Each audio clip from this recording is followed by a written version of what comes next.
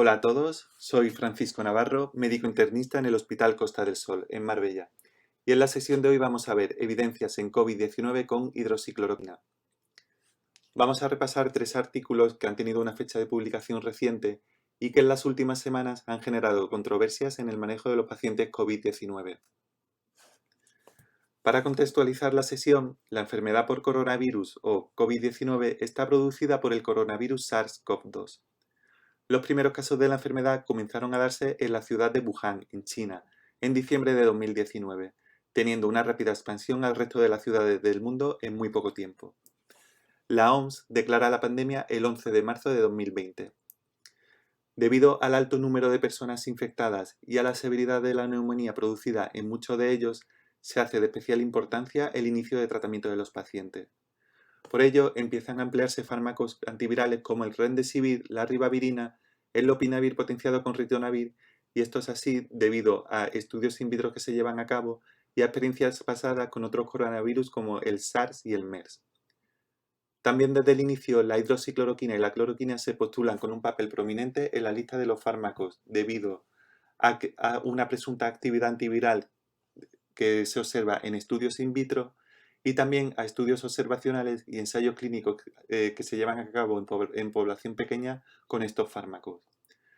Por lo tanto, comienzan a emplearse por su presunta actividad antiviral y por su de sobra conocida actividad inmunomoduladora al ser fármacos muy conocidos desde el punto de vista reumatológico.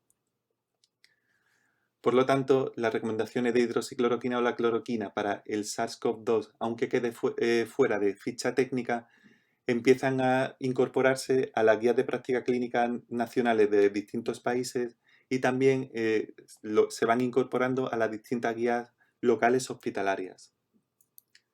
Los efectos adversos de la hidroxicloroquina y la cloroquina ya son conocidos. Destacamos la retinopatía, los síntomas gastrointestinales y las manifestaciones cardíacas.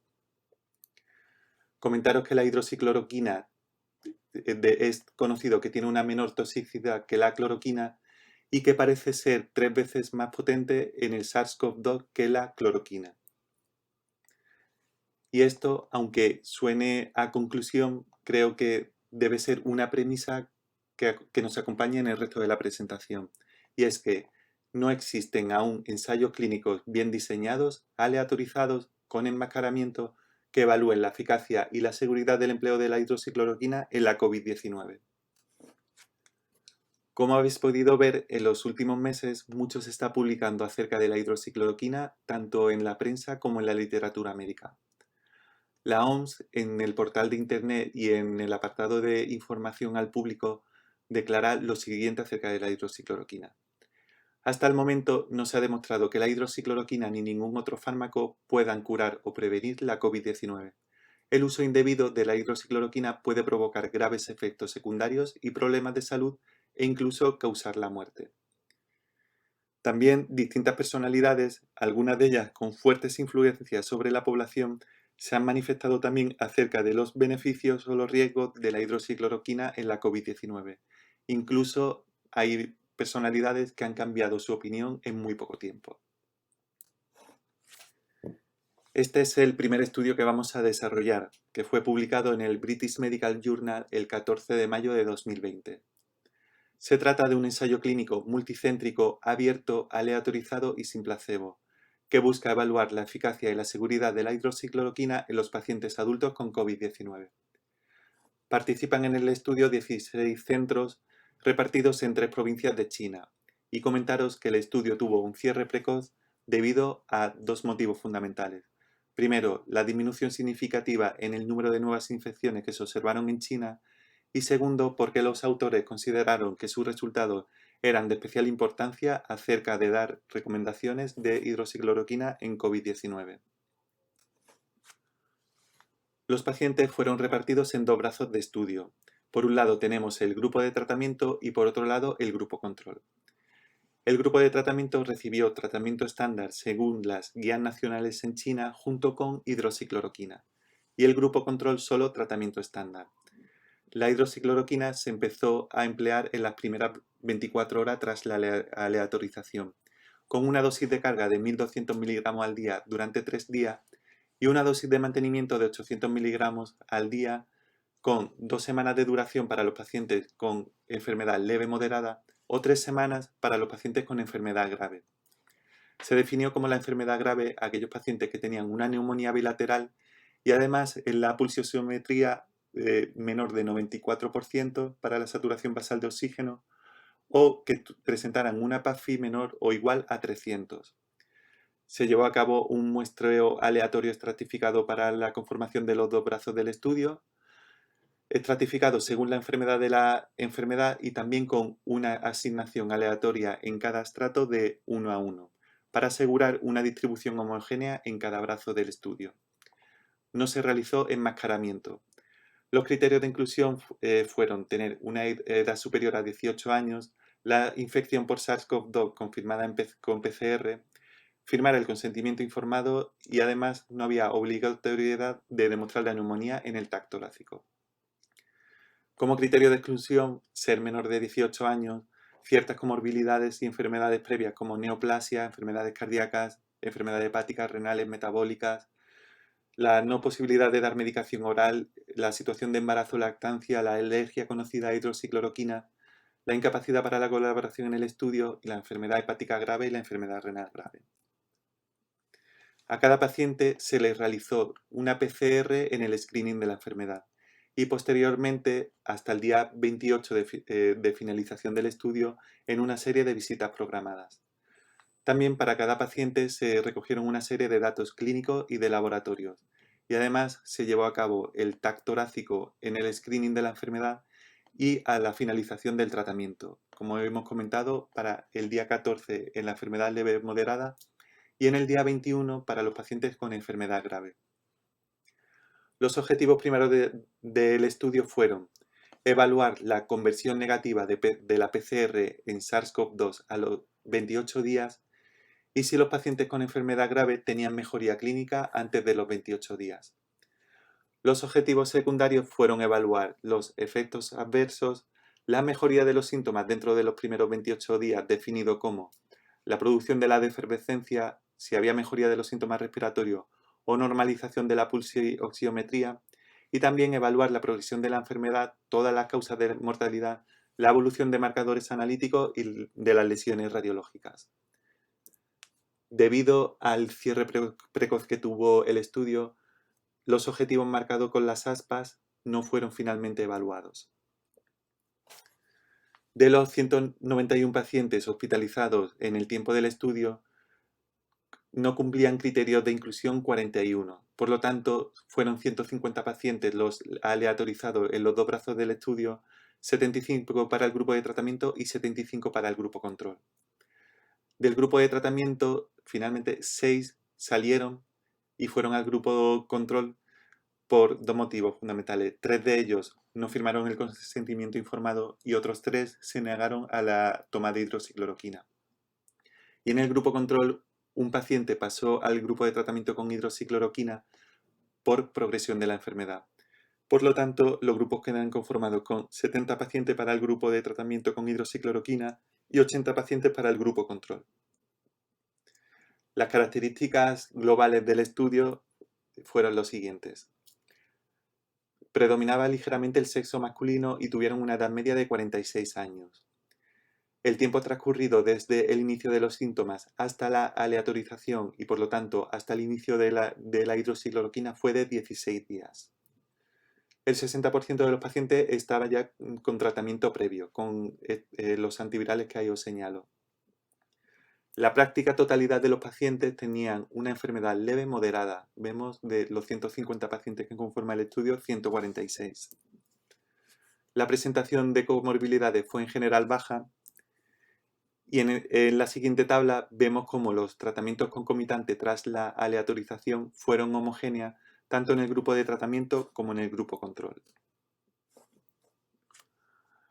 Aquí os presento la evaluación del objetivo primario, la negativización de la PCR del virus en los pacientes. De los 150 pacientes que conforman el estudio, negativizan antes de los 28 días 109 pacientes. Y no negativizan, por lo tanto, persisten con PCR positiva para el virus 41. De los que negativizan, 53 pacientes son del grupo de tratamiento con hidroxicloroquina, 56 pacientes del grupo control. Y de los que no negativizan, 22 pacientes son del grupo de hidroxicloroquina y 19 pacientes del grupo control. En esta curva de Kaplan-Meier vemos reflejado cómo la velocidad con la que negativizan los pacientes tanto en el grupo de tratamiento como en el grupo control. La probabilidad de negativización de la PCR antes de los 28 días es del 85,4% en el grupo de tratamiento y del 81,3% en el grupo control. Por lo tanto, vemos una diferencia muy baja del 4,1% entre los dos brazos del estudio. La media de tiempo para la negativización de la PCR fue de 8 días para el grupo de tratamiento con hidroxicloroquina y de 7 días para el grupo de tratamiento control. En la evaluación de los eventos adversos, deciros que la media de duración del tratamiento de hidroxicloroquina fue de 14 días, que fue lo que se estableció para los pacientes con enfermedad leve moderada. En global, no hubo eventos adversos clasificados como graves en ninguno de los grupos. Si nos fijamos en la tabla, 2 pacientes fueron clasificados como evento adverso grave, pero analizando qué tipo de evento se trató, uno de ellos fue progresión de la enfermedad y el otro fue una infección del tracto respiratorio superior. Los pacientes del grupo de tratamiento con hidroxicloroquina que presentaron eventos adversos clasificados como leves fueron 21, en comparación a 7 pacientes del grupo control. El evento adverso más común fue el síndrome diarreico, que se dio en 7 pacientes, y analizando la totalidad de los eventos adversos leves, 12 de 19 fueron síntomas gastrointestinales. Como conclusiones, el estudio nos dice que el empleo de la hidroxicloroquina en los pacientes con enfermedad leve moderada no parece que aporte diferencias en la negativización de la PCR y que junto a los eventos adversos frecuentes no vamos a obtener beneficios de añadir hidroxicloroquina al tratamiento estándar. En mi opinión, el estudio no está evaluando lo que ocurre en los pacientes con enfermedad más grave y además tampoco está valorando lo que ocurre en las primeras fases de la enfermedad, que es la fase virémica, pues el tiempo transcurrido entre el inicio de los síntomas y la aleatorización tuvo una media de 16 días. En contra de lo que dice el estudio de los eventos adversos frecuentes, veo que la práctica totalidad de ellos son leves y además que se dan en pacientes que reciben hidroxicloroquina durante 14 días a dosis elevada.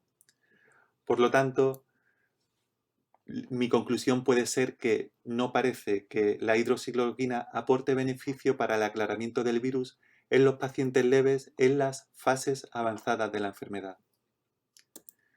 En cuanto a la crítica del diseño del estudio, pues le falta el enmascaramiento, reclutar un mayor número de pacientes y también un diseño del estudio donde se incluyan las fases iniciales de la enfermedad. El siguiente estudio del que vamos a hablar es el del Lancet, disponible en la literatura desde el pasado 22 de mayo. Son muchos los pacientes que reciben hidroxicloroquina o cloroquina junto con macrólidos de segunda generación. Y esto es así buscando el efecto sinérgico de ambos tratamientos, aunque aún no existan evidencias sobre el empleo de los mismos en combinación. Es conocido el efecto adverso de prolongación del espacio QT para cada uno de estos fármacos, efecto que se hace mayor en la combinación de los mismos. Y además, este es un mecanismo que predispone a la producción de arritmias ventriculares y por lo tanto tiene un potencial riesgo de muerte súbita.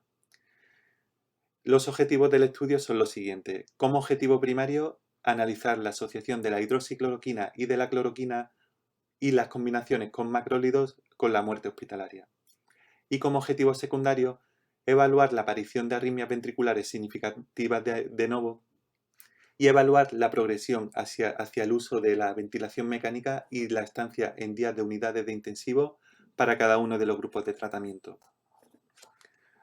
El estudio cuenta con más de 96.000 pacientes, presentándose esta como una gran potencia del mismo.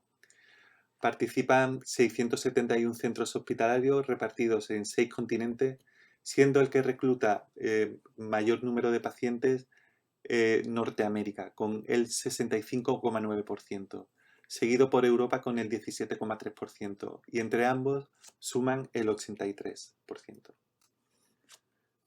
Se incluyeron a todos los pacientes hospitalizados en los centros participantes entre el 20 de diciembre y el 14 de abril, que tuvieron la PCR para el virus positiva y reunían los criterios diagnósticos de la OMS. Para cada paciente se registró el resultado de alta hospitalaria o de muerte durante la hospitalización. El grupo de tratamiento quedó conformado por los que recibían hidroxicloroquina o cloroquina solos o en combinación con macrólidos en las primeras 48 horas del diagnóstico.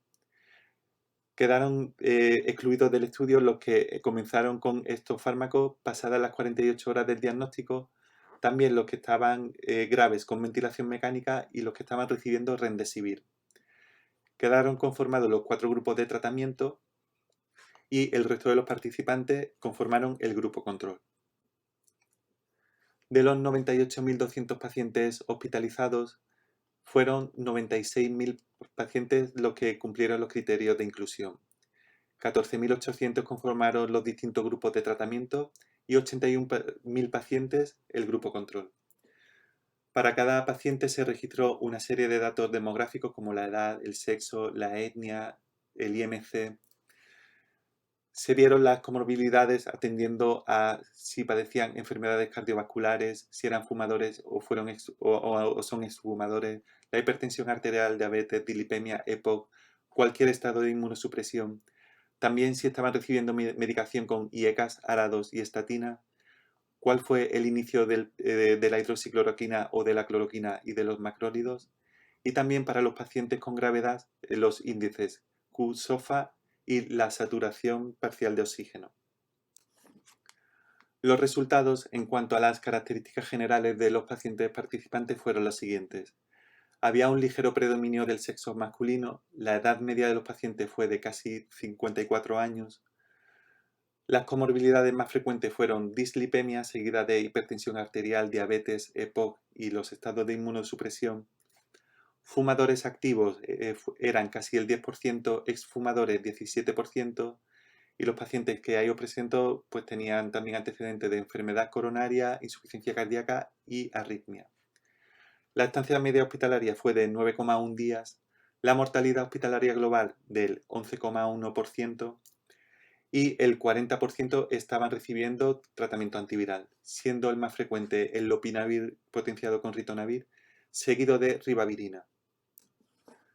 Se compararon las variables demográficas y las comorbilidades entre el grupo de los pacientes supervivientes con respecto a los no supervivientes. Los no supervivientes tendían a ser pacientes varones de edad superior a 60 años, con tendencia a la obesidad, y dentro del análisis de las razas y las etnias fueron los negros y los hispanos los que tenían también cierta predisposición a la no supervivencia con respecto al grupo de supervivientes. También los no supervivientes tendían a ser pacientes con diabetes, dislipemia, antecedentes de enfermedad coronaria, insuficiencia cardíaca y también de arritmia. Asimismo, también tendían a ser pacientes con EPOC y con tabaquismo activo. Aquí os presento cómo quedaron distribuidos los distintos grupos de tratamiento, siendo el más numeroso el que asociaba hidroxicloroquina junto con macrólidos. También os presento cuál era la dosis media recibida para cada uno de ellos y la duración media en cada grupo. En global, deciros que no hubo diferencias en la variable demográfica ni en las comorbilidades en los distintos grupos de tratamiento con respecto al grupo control. Pero sí se obtuvieron diferencias en el análisis de las arritmias ventriculares de novo, siendo mayor para cada uno de los grupos de tratamiento con respecto al grupo control, y en la mortalidad también de cada uno de los grupos de tratamiento con respecto al grupo control.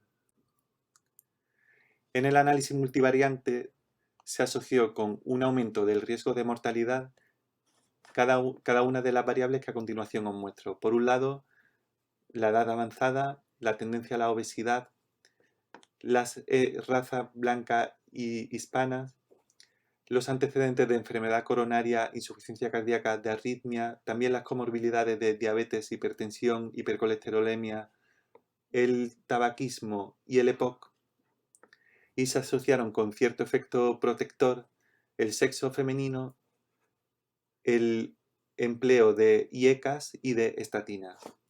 También, en comparación con el grupo control, todos los grupos de tratamiento se asoció con un incremento en el riesgo de mortalidad hospitalaria y vemos que para el grupo de hidroxicloroquina junto con macrólido la hazard ratio fue de 1.4.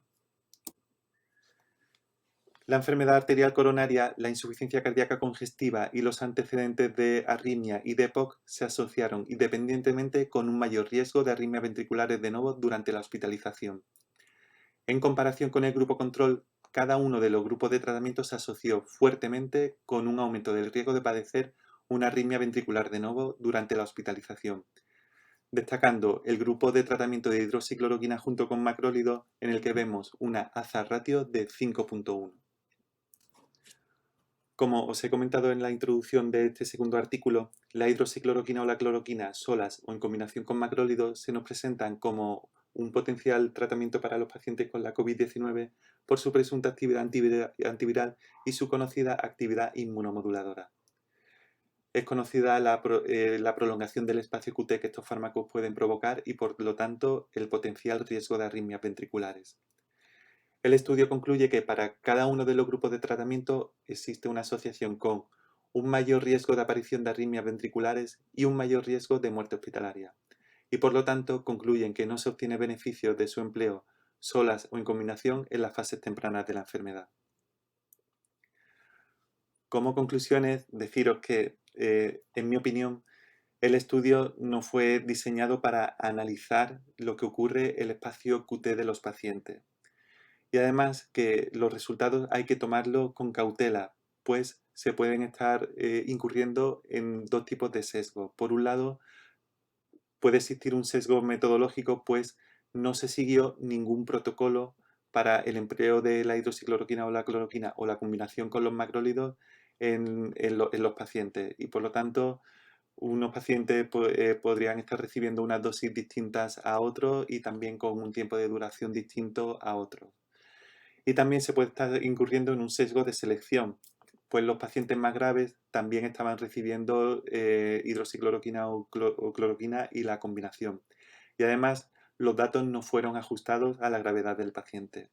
Por lo tanto, la relación causa-efecto que nos concluye el estudio puede verse afectada. En contraposición a que sea un estudio observacional potente en cuanto al número de pacientes, por encima de 96.000 pacientes, y retrospectivo, no debemos olvidar que los ensayos clínicos controlados, aleatorizados y con enmascaramiento nos van a dar siempre una evidencia más robusta. El tercer artículo del que os voy a hablar es esta revisión sistematizada de la bibliografía que realiza el grupo estadounidense Hopes y que se publicó el 6 de mayo de 2020. Revisa la bibliografía hasta el 17 de abril. En el artículo intentan dar respuesta a estas dos preguntas básicas. ¿Deben los médicos usar cloroquina o hidroxicloroquina solas o en combinación con acitromicina para la profilaxis de la COVID-19 y para el tratamiento? Para ello analizan 10 estudios, 3 son ensayos clínicos, 3 estudios de cohorte y 4 series de casos. No encuentran ningún estudio acerca de la profilaxis, todos son acerca del tratamiento. En total, en los 10 estudios se analizan lo que ocurre en 1.758 pacientes y también nos dicen que hay una distribución moderada de sesgos en los estudios analizados. Ellos buscan en la revisión de la bibliografía si se pueden arrojar evidencias en cuanto a los potenciales beneficios de la hidroxicloroquina y de los potenciales riesgos del empleo de la misma. Pero encuentran que para los distintos ítems en cuanto a beneficios que buscan en la bibliografía y los distintos riesgos no se pueden sacar evidencias y por lo tanto tampoco se pueden obtener recomendaciones. Por tanto, concluyen que el empleo de hidroxicloroquina o cloroquina usadas solas o en combinación con acitromicina no deben recomendarse en la población general ni como profilaxis ni como tratamiento y ser reservados de momento solo en el contexto de ensayos clínicos. En la tabla cedida por el Dr. Martos y trabajada por los compañeros que desde aquí doy las gracias, Os muestro cómo fueron tratados nuestros pacientes en el Hospital Costa del Sol. La hidroxicloroquina fue el fármaco más usado. Lo recibieron 32 pacientes en combinación con acitromicina y lopinavir, y además en 12 de ellos también se usó la ribavirina.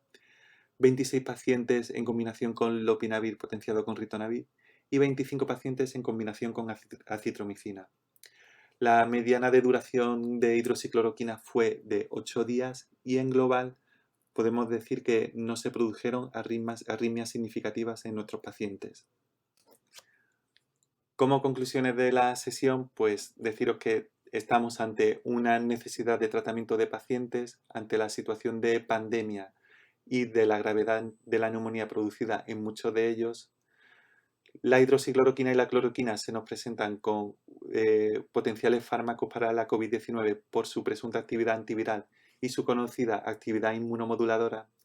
No tenemos evidencias sólidas aún, pero sí parece razonable no usarlas asociadas a macrólidos, por el riesgo de prolongación del espacio QT, de la arritmia y de las arritmias ventriculares. Es importante evaluar los fármacos que van a recibir los pacientes por ese potencial riesgo y monitorizar el electrocardiograma.